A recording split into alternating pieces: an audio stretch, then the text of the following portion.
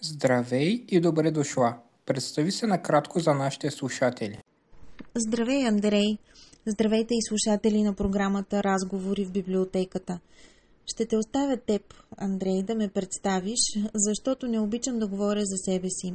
Вярвам, че човек не се побира в сухи биографични редове, списъци с дати, дипломи и снимки.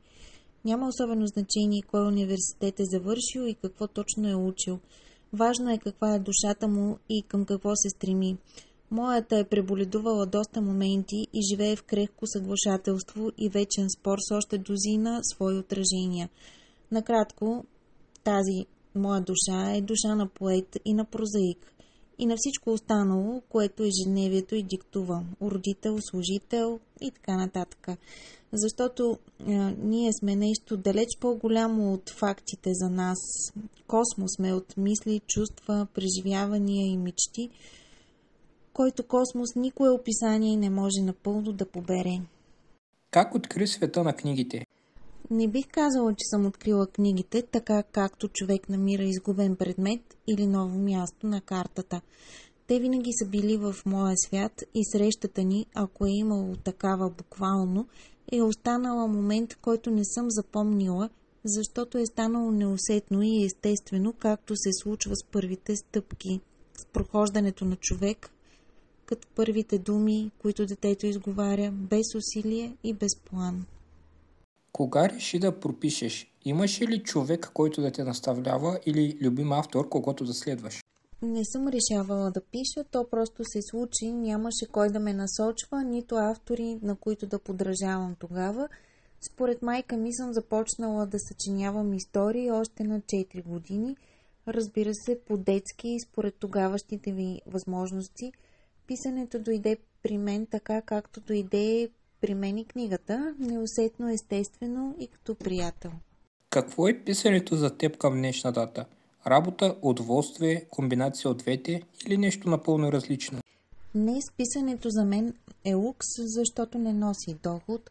Не мога да разчитам на него, за да се издържам, но не мога и да се лиша от него, защото е моето лично пространство за дишане. В думите намирам начин да се претворявам, да сменям кожи и гласове, да се разпадам и събирам отново. И винаги е чисто удоволствие новата среща. И винаги е онова място, където съм най-много себе си. Как би оценила своето турне на книгата Черния геном? Все още не съм, предстои евентуално. И тук съм с малко особено мнение. Както не смятам, че трябва да говоря и да представям себе си, така и вярвам, че моите деца в лицето на творбите ми нямат нужда да бъдат изтъквани.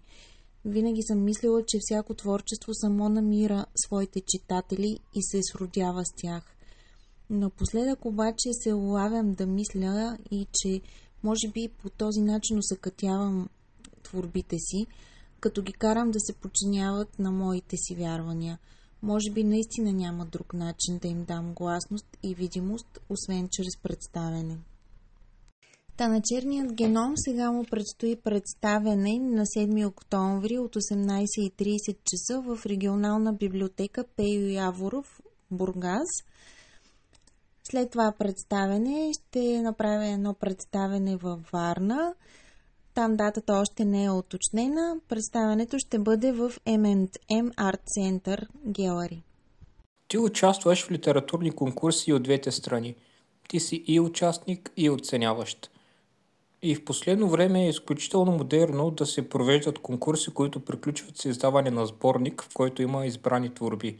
Какво мислиш за тази практика? Стимулира ли тя авторите да се развиват или напротив? Има две практики в посоката на издаване на сборници и публикуване на творби на автори в тях.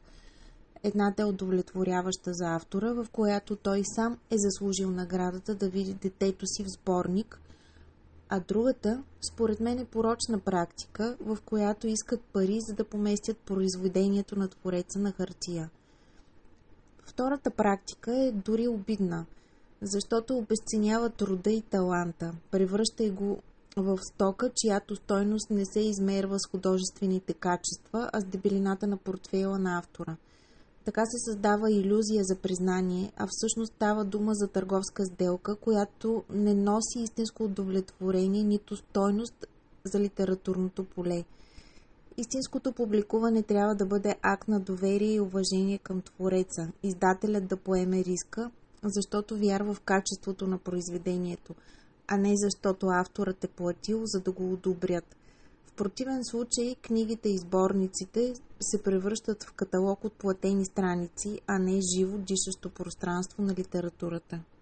Ти си един от инициаторите на литературния конкурс, озаглавен "Забравения език". Как би го оценила? Какви текстове участват в него и можем ли да кажем, че конкурса върши своята цел? Вече 3 години заедно с издателство и изписание Елит Дизайн провеждаме конкурса "Забравеният език".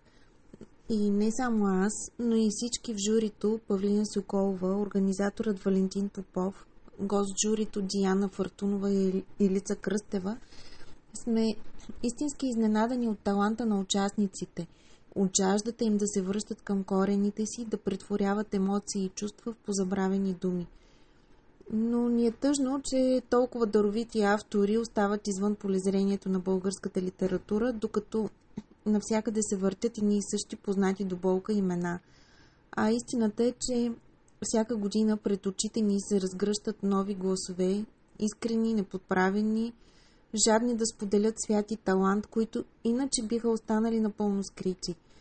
Тези автори не пишат, за да се впишат в модерното, а за да изразят себе си и да съживят думи и образи, които носят паметта на поколенията ни. Нашата мисия с забравеният език е да докажем, че литературата ни има стотици живи източници на вдъхновение и че те заслужават да бъдат чути, защото думите им тежат. Това е пътят, по който си струва да вървим. Тази година може да очаквате и 4-то издание на конкурса. А има ли значение дали си в ролята на автор, на редактор, на жури, на коректор, или изкуството си е изкуство без значение каква роля играеш в него? Да, има значение, защото всяка роля носи своята различна емоция и отговорност. Да създаваш е най-големият трепет, най-личното вълнение, когато изливаш себе си на листа. Да оценяваш, това е отговорност и друг вид пак вълнение, защото влизаш в света на друг човек и трябва максимално честно да преценяш стойността му. Да редактираш пък е много деликатен танц между уважението към авторовия глас и стремежа да го изведеш в най-чистата му форма. Но във всичко, и в писането, и в оценяването, и в корекцията, редактирането, минава едно и също пулсиращо чувство, защото преди да стигне до мен, то вече е минало през сърцето на друг автор и аз го усещам, приемам и подготвям за големия свят на литературата с още една капка любов. Притеснява ли те масовото нашествие на изкуствения интелект, най-вече когато говорим за литература? Да, няма как да не ме притеснява. Границата между творец, мисъл, истинска емоционалност, талант и усилие все повече се размива, дори се слива с няколко секунден промпт, изведен на клавиатурата. Притесняваме, че идва момент, в който няма да можем да различим автентичния авторов глас от този на машината. И тогава писателят ще се чувства обезценен, изместен от нещо, което не е преживяло нито миг от живота, за който пише.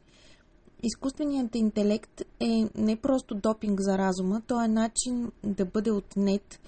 И веднъж научим ли мозъка да не мисли самостоятелно, да не се бори, да не се съмнява, да не търси, тогава е свършено с нас. Защото литературата не е просто текст.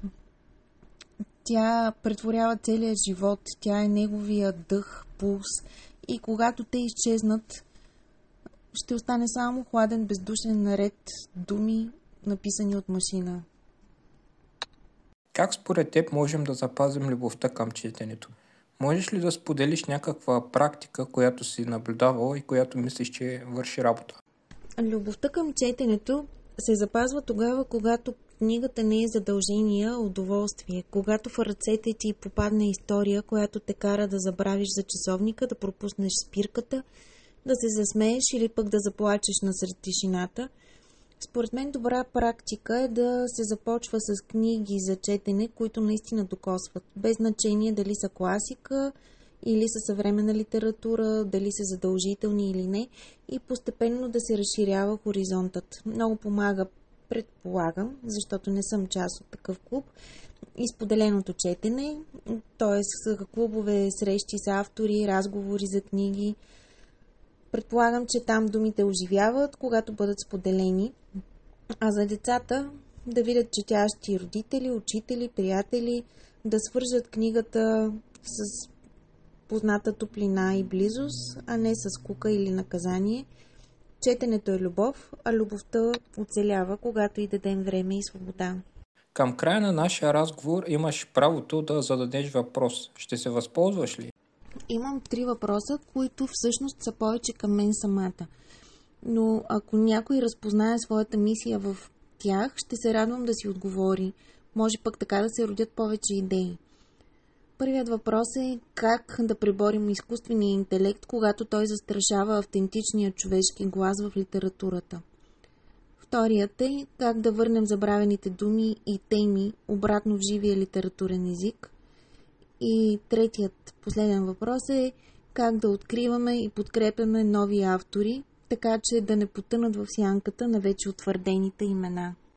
Изключително ми е трудно да отговоря как да приборим изкуствения интелект, защото аз самия нямам отговор на този въпрос и дори съм се шегувал по черен начин, че до края на това десетилетие ще бъде издадена последната книга, която е писана от хора за хора, и се надявам да бъда лош пророк и изкуственият интелект, в частност чат-ботовете, да приключат своето нашествие и да се превърнат нещо обикновено, на което никой няма да обръща кой знае какво внимание. Какво правим обаче с забравените думи? Това също е много трудно, защото попадаме на една стена, която е от, може да се каже, от академичната среда, която веднага вижда архаизми, която веднага вижда някакви теми, които не се вписват в, може би, да кажем, мирогледа на деня. И начинът да се справим, според мен, е да правим сдружения, да правим читателски клубове, да правим рубрики по медиите. Може би това е начинът, според мен, да съберем инакомислещи, които мислят по различен начин, но гледат към едно и също нещо. Това е как да съхраним миналото, как да опишем настоящето, за да може идните поколения да видят не само нашия труд, но и да видят какво е било. А вече последния въпрос с младите и прохождащи автори, аз смея да твърдя, че като библиотекар се опитвам да им помагам. Начините, по които го правя, са няколко. Първо, представям им книгите на нашите канали. Това са Facebook страницата на библиотеката и Instagram профила.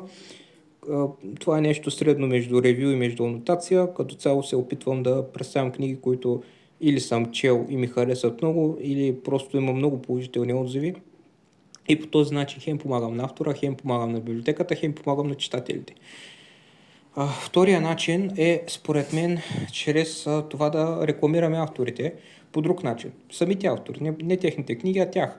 Затова правя тези импровизирани интервюта. Аз по-скоро предпочитам да ги наричам разговори, защото ние говорим за неща, които са свързани с писането, с книгите, и нямам амбиция това да бъде нещо голямо, нещо грандиозно, да бъдем регистрирана медия. Аз предпочитам да върша библиотечна дейност, като показвам на нашите читатели и на последователите, не задължително последователи да е регистриран читател, че има хора в България, които пишат книги, които не са известни като, да кажем, носителя на Букър или Захари Карабашлиев, но които също имат много добри книги, имат, ако не книги, имат много добри произведения, които се публикуват в сборници или в интернет, и е хубаво да им вхвърлим по едно око, за да им помагаме.